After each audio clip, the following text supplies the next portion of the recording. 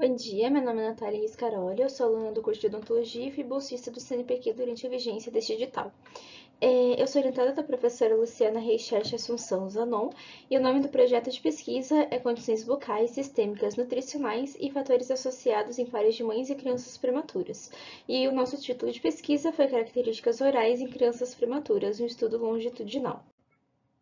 E para iniciarmos a apresentação, é importante lembrar o conceito de prematuridade, que, segundo a Organização Mundial da Saúde, a prematuridade pode ser definida como o nascimento de bebês vivos antes de completar 37 semanas de gestação, e podem ser subdivididos em extremo prematuro, quando o nascimento ocorre antes das 28 semanas, muito prematuro, quando o nascimento ocorre entre 28 e 32 semanas, e prematuro moderado a tardio, quando o nascimento ocorre de 32 a 37 semanas. Existem diversos aspectos da saúde geral que podem ser afetados pela prematuridade, podendo ser observadas em condições envolvendo o sistema estomatognático, comparando os bebês a termo e prematuros. O objetivo do nosso estudo foi comparar as condições ao nascimento e características orais, comparando-se bebês nascidos a termo e bebês nascidos prematuramente. A análise foi feita nos períodos de 15, 30, 90 e 180 dias de vida da criança e foi analisado se os grupos diferiam algumas características orais, como em relação à posição de inserção de freio, presença de suco palatal, dentes natais, cistos orais,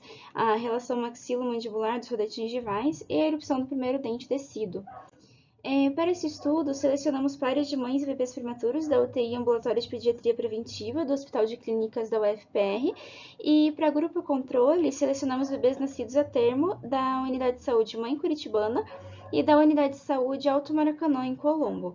Foram incluídas na amostra crianças com nascimento entre 37 e 41 semanas de gestação e que nasceram com peso acima de 2.500 gramas, e crianças que se enquadraram no conceito de prematuridade foram avaliadas independente do peso ao nascimento. Não foram incluídas na amostra crianças portadoras de síndrome, crianças portadoras de fissuras labiopalatais, doenças neurológicas, lactentes institucionalizados, crianças com óbito materno, quando houve óbito do lactente durante a internação ou durante o acompanhamento médico, e também não foram incluídas crianças que foram transferidas para outro local de atendimento.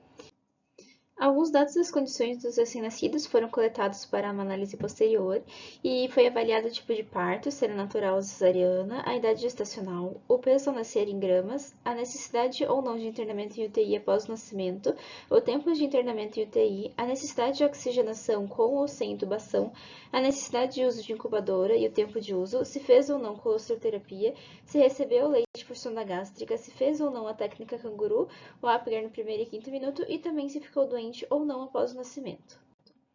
Também foram feitas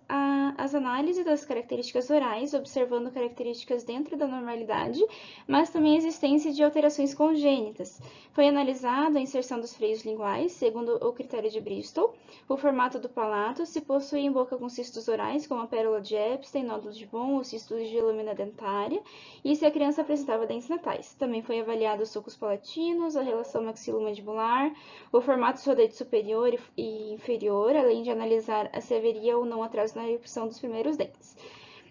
Para o exame clínico desse estudo, a pesquisadora responsável pela coleta passou anteriormente por um treinamento, através de fotografias e exames clínicos em crianças que tinham características semelhantes àquelas que foram selecionadas para esse estudo. Na primeira e segunda fase do estudo, que foram feitas respectivamente aos 15 e 30 dias de vida, e fizeram parte da amostra 29 crianças prematuras, sendo um extremo prematuro, 7 muito prematuros e 21 prematuros moderado a tardio, e 39 crianças nascidas a termo.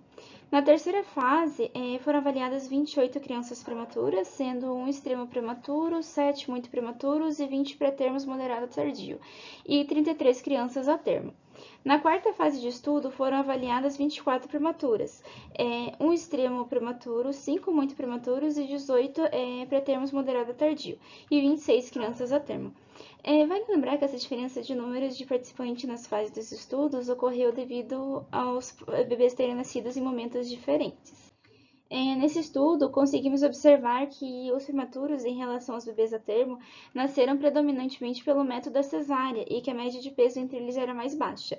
Também foi evidente que os prematuros tiveram maior número de internamento em UTI e de utilização de incubadora. O seu tempo de permanência em UTI também foi maior em relação aos bebês a termo e precisavam de muitas vezes do suporte de oxigênio sem intubação e também de ingestão de leite por sonda gástrica. O Apgar, que é um teste realizado nos primeiros minutos de vida da criança para avaliar o risco de mortalidade, nas crianças prematuras era menor, indicando maior risco de condições adversas em relação às crianças a termo. Mas, em compensação, o binômio mãe-bebê prematuro são os que mais participaram do método canguru, que é uma forma de reduzir o estresse da mãe e do bebê através do contato pele a pele.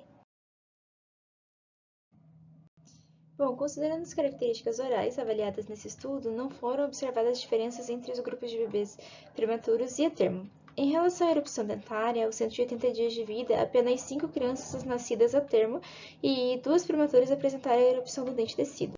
Em geral, não houve diferença significativa nas características orais entre os dois grupos, e na relação maxilomandibular, a mordida do tipo Overjet foi mais predominante. E esse é o QR Code das nossas referências. Muito obrigada!